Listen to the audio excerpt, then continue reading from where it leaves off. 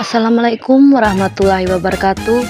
Perkenalkan, nama lengkap saya Esther Kaka, NIM 23103103059. Saya dari kelas B Bahasa Sastra Indonesia. Mata kuliah fonologi, dosen pengampu Luli Sahiratul Lutfiah SPD MPD. Di sini saya akan merangkul mata kuliah fonologi dari semester 1.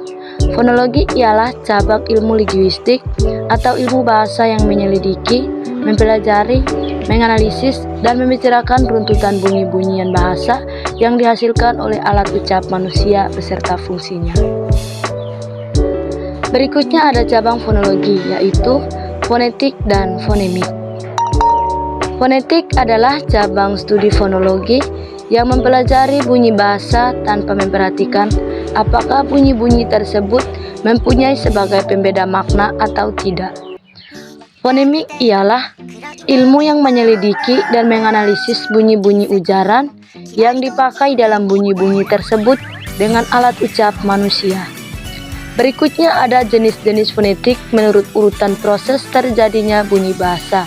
Membedakan adanya 3 jenis fonetik, yaitu yang pertama, fonetik artikulatoris, fonetik akustik, dan fonetik auditoris. Fonetik auditoris adalah ilmu yang mempelajari tentang bagaimana bunyi dihasilkan oleh bahasa, yang menganalisis bunyi bahasa menurut aspek fisiknya sebagai getaran udara. Contohnya, fonetik akustik misalnya memetik auditoris, jadi meneliti bagaimana bunyi-bunyi bahasa itu diterima oleh telinga sehingga bunyi-bunyi itu didengar dan dipahami. Menurut Krida Laksana 1995 mengemukakan adanya fonetik-fonetik sebagai berikut.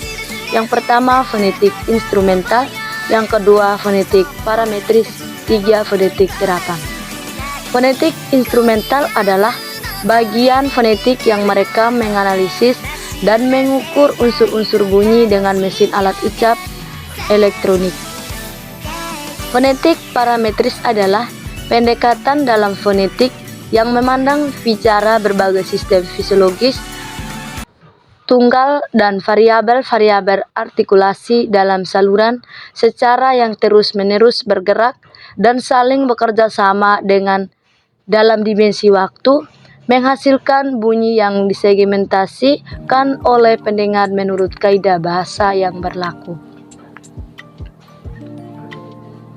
Fonetik terapan yaitu bidang linguistik terapan yang mengacu metode dan terkait pengucapan bunyi dengan tepat. Misalnya, untuk melatih orang yang gugup dan melatih pemain drama sebagainya dalam pembagian intonasi atau suatu tekanan terdiri dari 3 jenis, yakni yang pertama penekanan diamik, penekanan nada, dan yang ketiga penekanan tempo. Definisi konsep fonologi. Menurut Krida Laksana 2012, fonologi merupakan bidang dalam linguistik yang membahas tentang bunyi-bunyi bahasa sesuai dengan fungsinya. Pembagian cabang fonologi terdiri 2, yaitu fonetik, fonemik. Fonetik dijelaskan O'Connor 1982. Fonetik suatu bidang ilmu pengetahuan yang mengkaji tentang bagaimana manusia menghasilkan sebuah bunyi. Ada huruf vokal, contohnya A, I, U. Huruf konsonan, contohnya B, P, G. Fonetik lebih detail menghasilkan bunyi untuk tujuan dan fungsinya, menganalisa perbedaan makna dari tuntutan bunyi tersebut. Contohnya P, A, D, I, P, A, G, I. Berikutnya ada fonem suprasegmental dan fonem segmental. Fonem suprasegmental adalah suatu yang menyertai fonem tersebut, yaitu bisa berupa tekanan suara. Contohnya intonasi, ada panjang, pendek, atau peak, dan getaran suara yang menunjukkan emosi tertentu. Bunyi dalam bahasa sama seperti unsur utama. Bunyi bahasa juga dibedakan menjadi 2, yaitu segmental dan suprasegmental. Bunyi segmental, bunyi dapat disegmen Kan dalam segmental juga dapat dua unsur yaitu vokoid, yaitu tanpa adanya penyempitan dan penutupan pada daerah artikulasi atau bunyi vokal. Kontoid dihasilkan karena adanya penyempitan dan penutupan pada daerah artikulasi bunyi konsonan. Sedangkan bunyi suprasegmental ialah bunyi yang tidak dapat disegmenkan. Dalam bunyi suprasegmental terdapat 4 jenis unsur, yaitu panjang atau kuantitasnya, lama bunyi diucapkan, nada atau pitch, tinggi rendahnya, bunyi tekanan atau tres, keras lunaknya, bunyi jeda atau persediaan perhentian bunyi. Berikutnya ada 25 alat ucap manusia. Yang pertama, 1 vokal, 2 konsonan, 3 glotal, 4 glotis, 5 palatal, 6 velar, 7 labial, 8 alveolar, 9 dental, 10 labiodestal, 11 sibilan, 12 frikatif, 13 aframat, 14 apromsikam, 15 nasal, 16 retrorefleks, 17 plosif, 18 likuida, 19 suara bersuara, 20 suara tak bersuara, 21 suara desis, 22 suara eksplosif, 23 suara sonor, 24 suara non-sonor, 25 suara insular.